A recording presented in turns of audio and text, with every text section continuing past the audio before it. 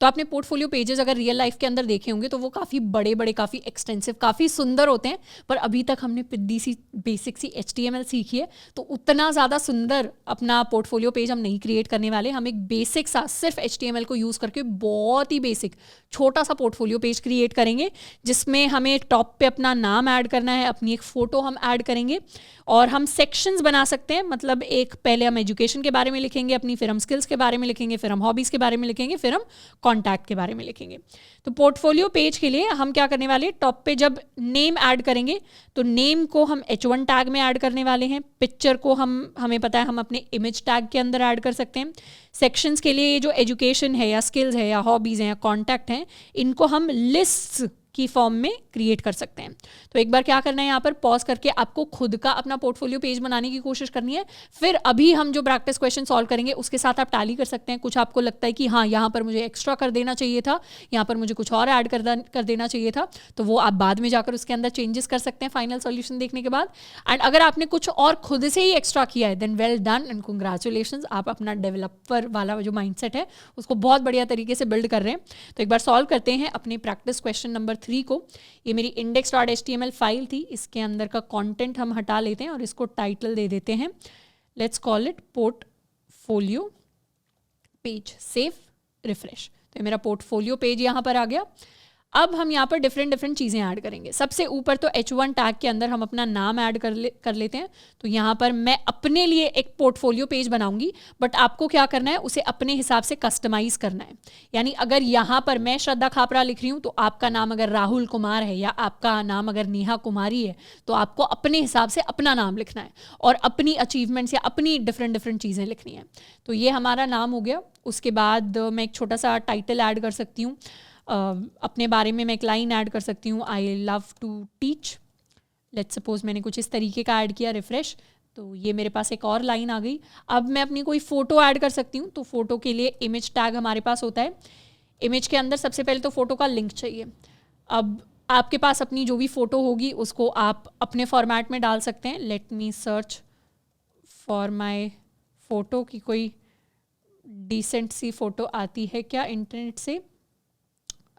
ये वाली जो फ़ोटो है इसको हम कर लेते हैं सेव इमेज एंड इसको हम कर लेते हैं डाउनलोड। कहाँ डाउनलोड करेंगे, अपने क्लासरूम फोल्डर के अंदर इसको सेव करके डाउनलोड कर लेते हैं। एंड इसका हम नाम चेंज कर देते हैं। यहाँ पे क्लिक करेंगे, VS कोड के अंदर से ही नाम चेंज हो सकता है। ये वो फ़ोटो थी जिसको हमने डाउनलोड किया है, इस पर राइट क्लिक करेंगे तो रीनेम का ऑप्शन आता है VS कोड में। रीनेम करके इसको मैं कर सकती हूँ माई फ़ोटो एंड एंटर। तो ये क्या हुआ, माई फ़ोटो इसका नाम हो गया। एंड यहाँ पर सोर्स में मैं लिख सकती हूँ myphoto.jpg और ऑल्टरनेट में इसको मैं कर सकती हूँ SK for my photo. Save, refresh. तो ये क्या हुआ, ये मेरी फ़ोटो आ गई है। अब इस फ़ोटो को मैं जुगाड़ करके रीसाइज करने वाली हूँ, बट मैं बिल्कुल भी नहीं सजेस्ट करूँगी कि ये अच्छी प्रैक्टिस है। इसको हम थोड़ा सा छोटा करने वाले हैं।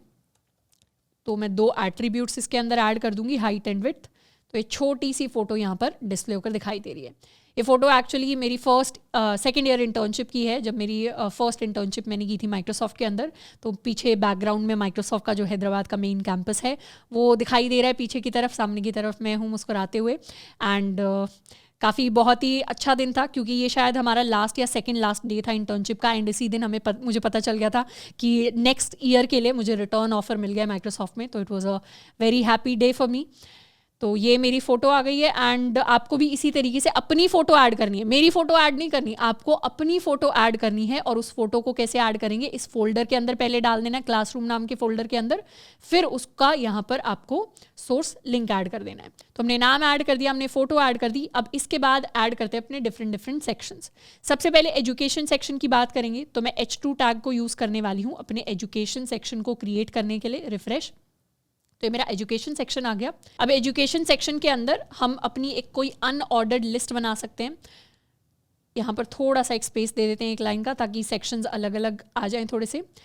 एजुकेशन सेक्शन के अंदर अनऑर्डर्ड लिस्ट बनाकर सबसे पहले हम अपना 12th क्लास की एजुकेशन कर सकते हैं। तो let's suppose this is 12th class. उसके बाद हमने क्या किया, उसके बाद या 10th से हम स्टार्ट कर सकते हैं 12th क्लास। एंड उसके बाद हम ये बेसिकली पोर्टफोलियो में वही चीज़ें मेंशन होती हैं जो एक तरीके से रेज्यूमे में होती हैं। तो पहले हम 10th बताते हैं, फिर हम 12th बताते हैं, फिर हम अपना कॉलेज बताते हैं। तो कॉलेज में मुझे याद करना पड़ रहा है मैंने क्या किया था। मैंने की थी बैचलर इन इंजीनियरिंग, और ये मैंने किया था कंप्यूटर इंजीनियरिंग से। तो CS की जगह हमारे कॉलेज में COE बोलते थे कंप्यूटर इंजीनियरिंग को। रिफ्रेश। तो ये 3 चीज़ें आ गई है मेरे पास बुलेट पॉइंट की फॉर्म में। हम चाहें तो इसको और ज़्यादा डिटेल में लिख सकते हैं, या फिर हम चाहें तो इतने पार्ट को बोल्ड बना सकते हैं। पहले इतने पार्ट को बोल्ड बनाते हैं। बोल्ड बनाने के लिए हम B टैग को यूज़ करते हैं।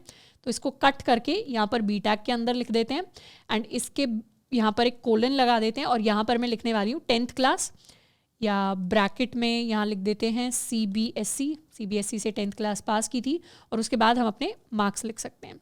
So I got 10 CGPA in 10th class. छोटे बच्चों वाले मार्क्स हम लिख सकते हैं। एंड इसी तरीके से 12th क्लास के लिए दोबारा से अपना बोल्ड टैग हम लिख सकते हैं 12th क्लास, एंड सेम तरीके से वी कैन। अब यहाँ पर मैं तो अपने मार्क्स और सारी चीज़ें लिख रही हूँ, आपको अपने लिखनी है, कोई परेशानी नहीं है।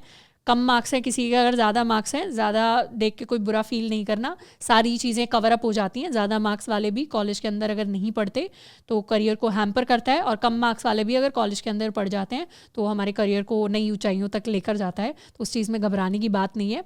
कॉलेज जो है, अगर उसमें आप स्किल्स गेन कर लेते हैं उस टाइम के अंदर, तो काफ़ी ज़्यादा वो चीज़ मैटर करती है आपके ओवरऑल करियर की टर्म्स में। तो इस चीज़ को भी थोड़ा बोल्ड टैग के अंदर ऐड करते हैं।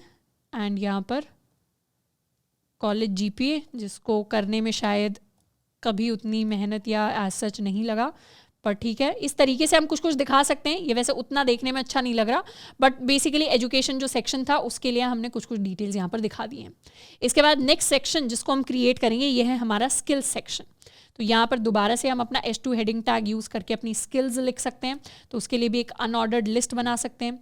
फर्स्ट जो लिस्ट है उसमें मान लेते हैं हमारी स्किल में हमने लिख दिया HTML, उसके बाद हम CSS लिख सकते हैं, उसके बाद हम जावास्क्रिप्ट लिख सकते हैं, एंड उसी तरीके से नेक्स्ट लाइन के अंदर वी कैन राइट Node.js, या फिर उसके अलावा मान लेते हैं हमने SQL लिख दिया।